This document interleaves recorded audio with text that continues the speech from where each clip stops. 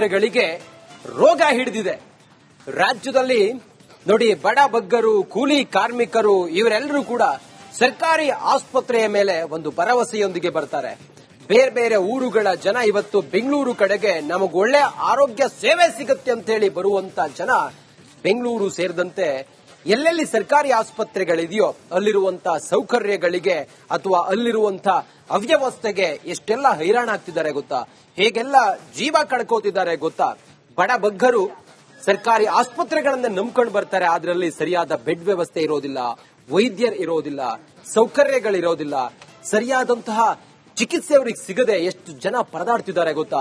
Republic Kannada ಇದನ್ನೇ ಇವತ್ತು ಮುಂದಿಟ್ಟುಕೊಂಡು ರಾಜ್ಯದ ಸರ್ಕಾರಿ ಆಸ್ಪತ್ರೆಗಳ ಚಿತ್ರಣವನ್ನ ಇವತ್ತು ರಾಜ್ಯದ ಜನರ ಮುಂದೆ ತೆರೆದಿಡುವಂತ ಪ್ರಯತ್ನವನ್ನ ಮಾಡ್ತಾ ಇದೆ. ಆರೋಗ್ಯ ಇಲಾಖೆ ಅನ್ನುವಂತ ಇಲಾಖೆ ಇದೆಲ್ಲವನ್ನು ಕೂಡ ನಿಭಾಯಿಸಬೇಕಾಗಿತ್ತು. ಆದ್ರೆ ಇವತ್ತು ಸರ್ಕಾರಿ ಆಸ್ಪತ್ರೆಗಳಿಂದ ಜನ ವಿಮುಖರಾಗ್ತಾ ಇದ್ದಾರೆ. ಮಲ್ಟಿ ಸ್ಪೆಷಾಲಿಟಿ ಆಸ್ಪತ್ರೆಗೆ ಹೋಗೋದಕ್ಕೆ ಅವರ ಹತ್ರ ಹಣ ಇರೋದಿಲ್ಲ. ಯಾವುದೋ ಸಚಿವರ ಮಕ್ಕಳು, ಅವ್ರ ಫ್ಯಾಮಿಲಿಯವರು, ಮಗದೊಬ್ರು ಹೋಗ್ಬೋದು. ಆದ್ರೆ ನಿಮ್ಮಂತ ಬಡವರಿಗೆ ಸರ್ಕಾರಿ ಆಸ್ಪತ್ರೆಗಳ ಜೀವಾಳ ಆಗಿದೆ ಸ್ಮಿತಾ. ಆದ್ರೆ ಇಂದಿನ ಸರ್ಕಾರಿ ಆಸ್ಪತ್ರೆಗಳ ಚಿತ್ರಣ ಹೆಂಗಿದೆ? ಅನಾರೋಗ್ಯ, ಕಂಪ್ಲೀಟ್ ಅನಾರೋಗ್ಯ. ಯಾವ ಸ್ಥಳದಲ್ಲಿ ಅನಾರೋಗ್ಯಕ್ಕೆ ಚಿಕಿತ್ಸೆ ಸಿಕ್ಕಿ ಆರೋಗ್ಯ ಸಿಗಬೇಕಾಗಿತ್ತು ಆ ಸ್ಥಳವೇ ಇದೀಗ ಅನಾರೋಗ್ಯದಿಂದ ಕೂಡ ಹೋಗಿದೆ. ಸರ್ಕಾರಿ ಆಸ್ಪತ್ರೆಗಳ ದುಸ್ಥಿತಿ ನಾವು ಒಂದ್ಯಾವುದೋ ಒಂದು ಸರ್ಕಾರಿ ಆಸ್ಪತ್ರೆಯ ಚಿತ್ರಣವನ್ನ ನಿಮ್ಮ ಮುಂದೆ ಇಟ್ಟಿಲ್ಲ, ಬದಲಾಗಿ ರಾಜ್ಯಾದ್ಯಂತ ಇರುವ ಹಲವು ಸರ್ಕಾರಿ ಆಸ್ಪತ್ರೆಗಳ ದುಸ್ಥಿತಿ ಅನ್ನೋ ಹಂತಕ್ಕೆ ತಲುಪಿದೆ. ಸಿಬ್ಬಂದಿ ಕೊರತೆ, ಔಷಧ ಖಾಲಿ, ಸೌಕರ್ಯ ಮಾಯ, ಎರಡ ಸರ್ಕಾರಿ ಆಸ್ಪತ್ರೆಗಳಿಗೆ ಇದೀಗ ಮೇಜರ್ ಆಪರೇಷನ್ ಆಗೋದು ಅತ್ಯಂತ ಅವಶ್ಯಕ ಅನ್ನೋ ಪರಿಸ್ಥಿತಿ ಇದೆ. ರಿಪಬ್ಲಿಕ್ ಕನ್ನಡದಲ್ಲಿ ಸರ್ಕಾರಿ ಆಸ್ಪತ್ರೆಗಳ ಅವ್ಯವಸ್ಥೆಯ ಕಥೆಯನ್ನ ವಿವರಿಸ್ತಾ ಇದ್ದೀವಿ. ಶುಲ್ಕ ಹೆಚ್ಚಳವಾದರೂ ಕೂಡ ಅಲ್ಲಿ ಸಿಗಬೇಕಾದ ಸೌಲಭ್ಯಗಳು ಸಿಗ್ತಾನೇ ಇಲ್ಲ. ಸರ್ಕಾರಿ ಆಸ್ಪತ್ರೆಗಳಲ್ಲಿ ಅವ್ಯವಸ್ಥೆಯೇ ತಾಂಡವವಾಡ್ತಾ ಇದೆ.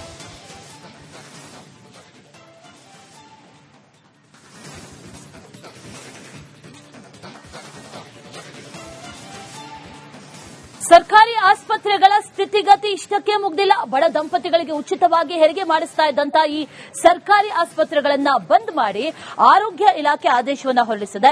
ಸ್ಥಳೀಯ ಜನಪ್ರತಿನಿಧಿಗಳ ಗಮನಕ್ಕೂ ಕೂಡ ತಾರದೆ ಏಕಾಏಕಿಯಾಗಿ ಇದನ್ನ ಬಂದ್ ಮಾಡಿದ್ದಾರೆ ಅನ್ನುವಂತ ಆರೋಪ ಕೂಡ ಇದೆ.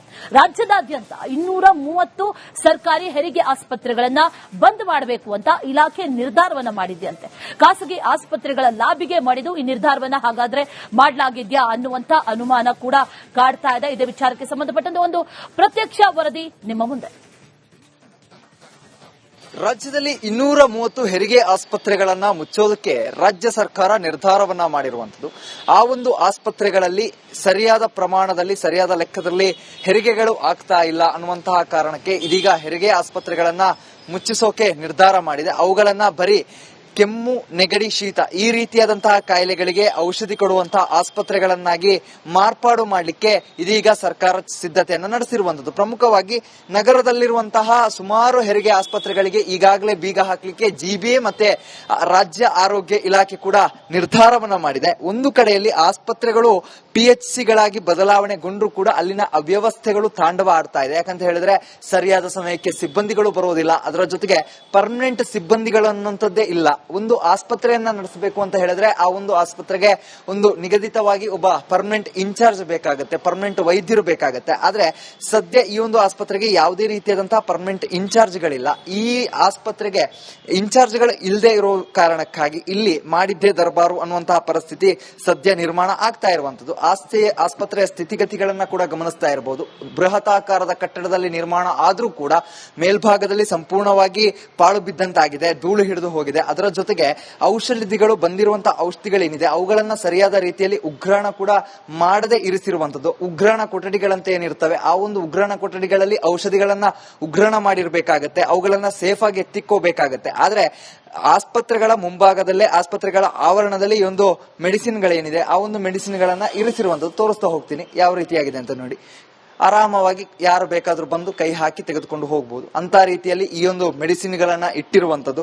ಪ್ರಮುಖವಾಗಿ ಮೆಡಿಸಿನ್ ಗಳನ್ನ ಒಂದು ಸ್ಟೋರ್ ಮಾಡಬೇಕು ಅಂತ ಹೇಳಿದ್ರೆ ಅದಕ್ಕೆ ಸೇಫ್ಟಿ ಪ್ರಿಸರ್ವ್ಮೆಂಟ್ ಗಳನ್ನ ಮಾಡ್ಕೋಬೇಕಾಗತ್ತೆ, ಸೇಫ್ಟಿ ಗಳನ್ನ ನೋಡ್ಕೋಬೇಕಾಗತ್ತೆ. ಆದ್ರೆ ಈ ಬಾಕ್ಸ್ ಗಳಲ್ಲೇ ಹೊರಭಾಗದಲ್ಲೇ ಈ ಒಂದು ಆಸ್ಪತ್ರೆಯಲ್ಲಿ ಔಷಧಿಗಳನ್ನ ಇರಿಸಿರುವಂತದ್ದು. ಮತ್ತೊಂದು ಕಡೆಯಲ್ಲಿ ಆಸ್ಪತ್ರೆಗಳು ಮುಚ್ಚುತ್ತೆ ಅನ್ನುವಂತಹ ಭಯ ಕೂಡ ಇದೀಗ ಸ್ಥಳೀಯರಿಗೆ ಶುರುವಾಗ್ತಾ ಇದೆ. ಯಾಕಂತ ಹೇಳಿದ್ರೆ ಈಗಾಗಲೇ ಆದೇಶ ಆಗಿರೋದ್ರಿಂದಾಗಿ ಹೆರಿಗೆ ಆಸ್ಪತ್ರೆಗಳೇನಿದೆ ಅವುಗಳನ್ನ PHC ಮಾಡ್ತಾರೆ ಅಂತ ಹೇಳಿದ್ರೆ ಹೆರಿಗೆ ಆಸ್ಪತ್ರೆಗಳನ್ನ ರದ್ದುಪಡಿಸಿ ಅಲ್ಲಿಂದ ಕೇವಲ ನಾರ್ಮಲ್ ಆರೋಗ್ಯ ಸಮಸ್ಯೆಗಳೇನಿದೆ, ಶೀತ ಆಗಿರ್ಬೋದು, ಕೆಮ್ಮಾಗಿರ್ಬೋದು, ಅದಕ್ಕೆ ಮಾತ್ರ ಒಂದು ಸೇವೆಯನ್ನ ನೀಡುವಂತ ಆಸ್ಪತ್ರೆಯನ್ನಾಗಿ ಬದಲು ಮಾಡ್ತಾರೆ. ಇದರಿಂದಾಗಿ ಇಲ್ಲಿನ ಸ್ಥಳೀಯ ನಿವಾಸಿಗಳು ಏನು ಟೆಸ್ಟ್ಗೆ ಬರ್ತಾ ಇದ್ರು ಅಥವಾ ಗರ್ಭಿಣಿಯರು ಟೆಸ್ಟ್ಗಳಿಗೆ ಬರ್ತಾ ಇದ್ರು, ಅವರಿಗೆ ಇಲ್ಲಿ ಸರಿ ಸೂಕ್ತವಾದಂತಹ ರೀತಿಯಾದಂತಹ ಚಿಕಿತ್ಸೆಗಳು ಲಭ್ಯ ಆಗೋದಿಲ್ಲ.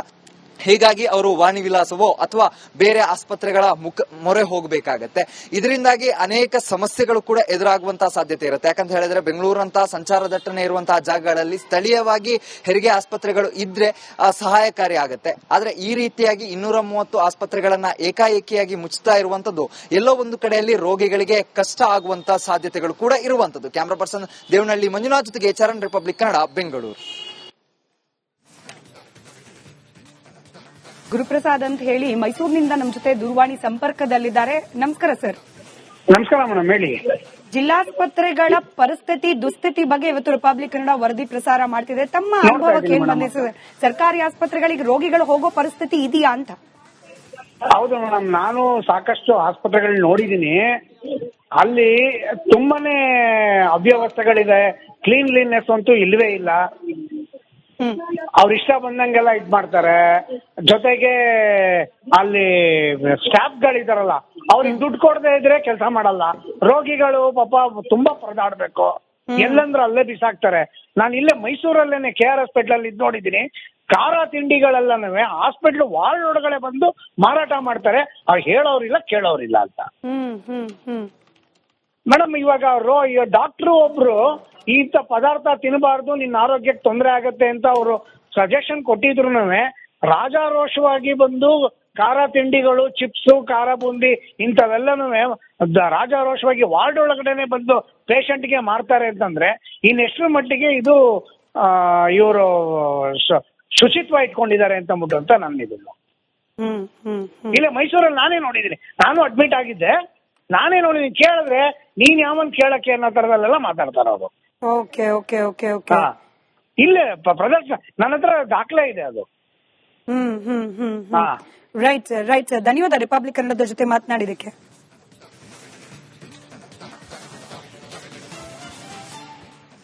ರಾಜ್ಯದ ಆರೋಗ್ಯ ಇಲಾಖೆ ಅಥವಾ ರಾಜ್ಯದ ಆರೋಗ್ಯ ಇಲಾಖೆ ಈ ಆಸ್ಪತ್ರೆಗಳನ್ನ ಮಾನಿಟರ್ ಮಾಡ್ತಾ ಇಲ್ವಾ? ಹಾಗಾದ್ರೆ ಆಸ್ಪತ್ರೆಗಳಲ್ಲಿ ಇಷ್ಟೆಲ್ಲ ಅವ್ಯವಸ್ಥೆ ತಾಂಡವಾಡ್ತಾ ಇದ್ರು ಕೂಡ ಏನ್ ಮಾಡ್ತಿದ್ದಾರೆ ಮಾನ್ಯ ಆರೋಗ್ಯ ಸಚಿವರು? ಬೆಂಗಳೂರಿನಲ್ಲಿ ಇಂಥ ಪರಿಸ್ಥಿತಿ ಇದೆಯಲ್ಲ, ಏನ್ ಹೇಳ್ತಾರೆ GBA ಆಯುಕ್ತರು ಮಹೇಶ್ವರ್ ರಾವ್ ಅವ್ರನ್ನ ರಿಪಬ್ಲಿಕ್ ಕನ್ನಡ ಮಾತಾಡಿಸಿದೆ. ಬನ್ನಿ ಅವ್ರು ಏನ್ ಹೇಳಿದ್ದಾರೆ ಅನ್ನೋದನ್ನ ಕೇಳೋಣ.